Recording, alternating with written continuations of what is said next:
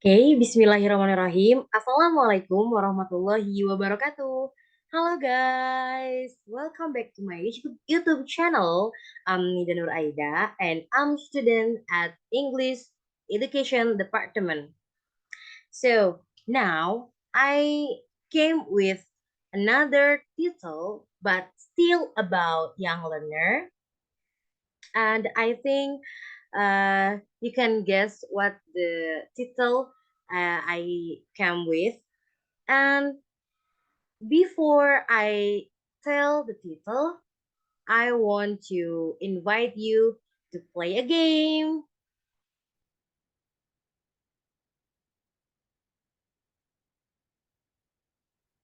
Okay, warming up the first.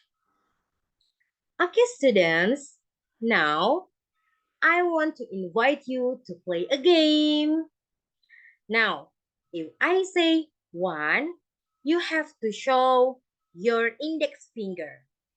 And if I say two, you have to show index finger and middle finger. And if I say three, you have to show your index finger, and middle fingers, and ring finger. Are you ready, guys? Okay. Now listen to me carefully. I say two. Okay, good students. So I say three. Okay, great students. And last, I say one. Okay, you are amazing students. Okay, I think enough for warming up.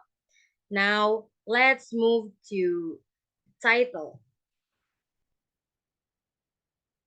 Okay, the first is dealing with passive and active learners. What do you know about passive and active learners? Yeah, you great answer, guys. But but now we have to now how to deal with passive and active learners. The first is give everyone equal chances to speak up. How to deal with them? We have to ask questions, or we have to make a small group, and we have to make the students active in the class. So we have to ask questions to passive and active learners. And the second is give reinforcement or compliment or reward. Students very loves reward. If the students can answer correctly, we as a teacher can give them reward because students loves it. And the third is mix the passive and active students in the same groups. Um, Between passive and active learners, we have to deal with them balance, and we have to make a small group, and in the small group, there are passive and active students, because I think they can they can make a small group with active and good discussion. So the fourth is call out their names. If we as a teacher can call their name, the students very loves it, and students feel that the teacher pay attention for them. And last is give motivating words. Example, after a passive student answer a question, you can say, wow, that was a great idea. Or, ternyata sekali ngomong, kamu keren banget ya, lain kali jawab lagi ya. Because motivating words can make students more spirit. And the next is to deal with slow and fast learners. The first is what teacher have to do. Apply peer tutoring. The fast tutors the slow because the fast learner better than slow in learning. The fast you as a teacher have to make the fast tutor their friends that have a slow in learning. And the second is ask questions to both types. Don't focus only on the slow or only the fast because we as a teacher have to be balanced, have to be balanced between fast and slow learners. And the third is walk around the class.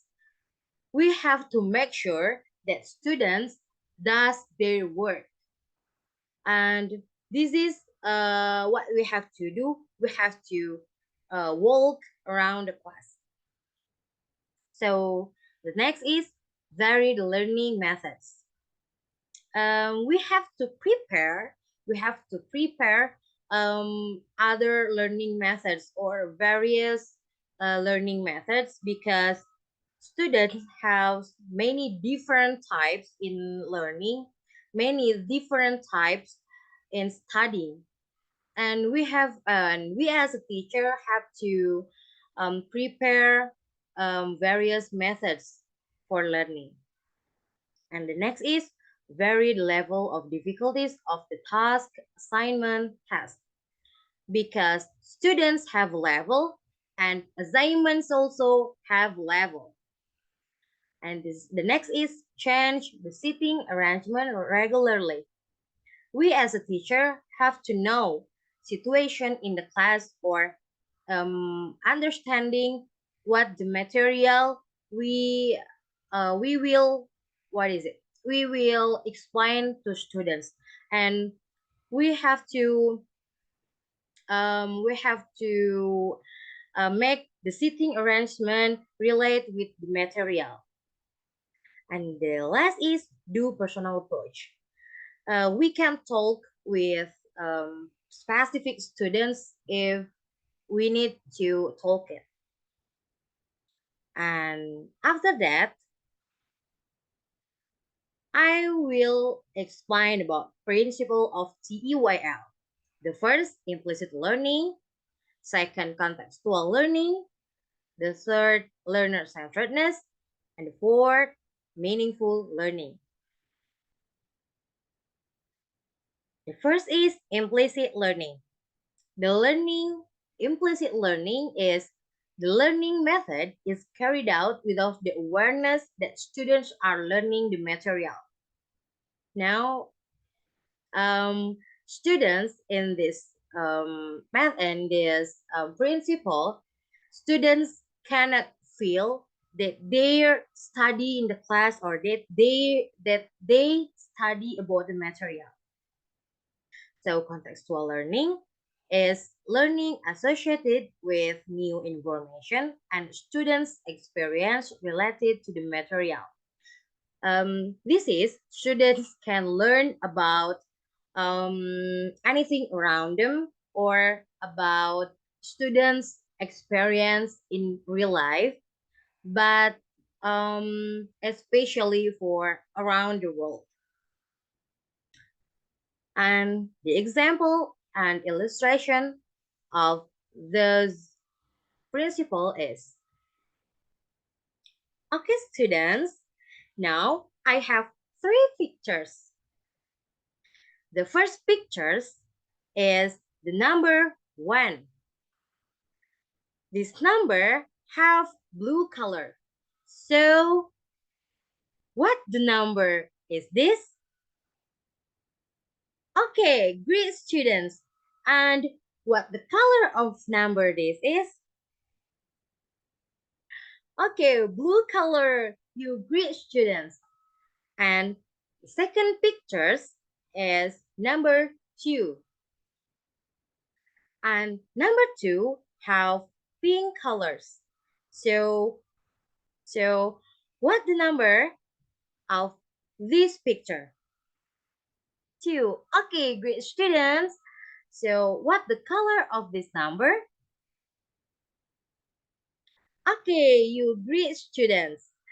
So the last picture is number 3 and half yellow color.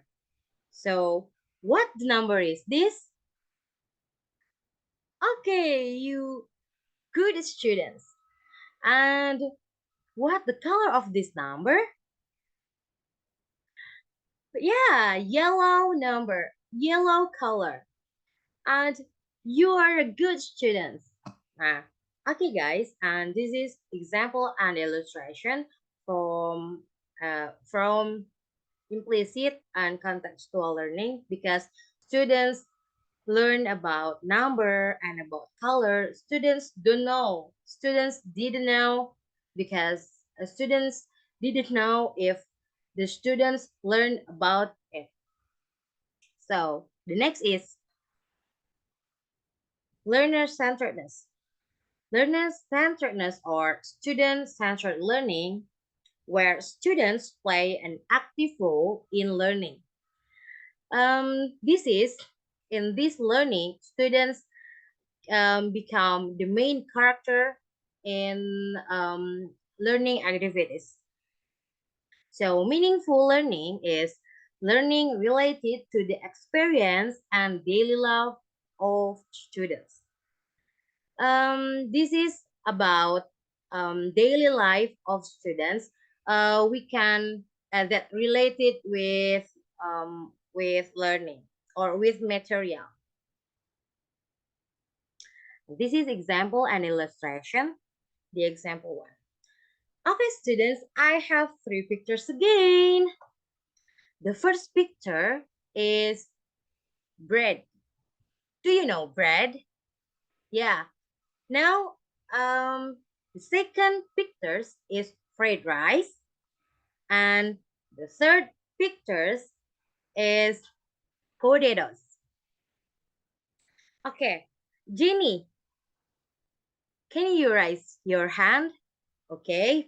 Now I will ask you, what do you like for breakfast in the morning? Oh, you like you like fried rice for breakfast? That's good, and the taste is very delightful. So, Mark, hello, Mark. Yeah, can you raise your hand? Okay. Now I will ask you, what do you like for breakfast in the morning? Wow, you like potatoes for breakfast in the morning? Wow, it's good for your health. And thank you for your answer, Mark. Now I will ask for hello, Mali. Hello. Can you raise your hand? Okay, Mali, I will ask you about what do you like for breakfast in the morning? Wow, you like bread for breakfast in the morning? Is good, and I think the taste is good. Thank you, Mali, for your answer. Okay, guys, I think this is example from meaningful learning and student centeredness because if the teacher asks question and the students can answer with actively, this is we can call student centeredness.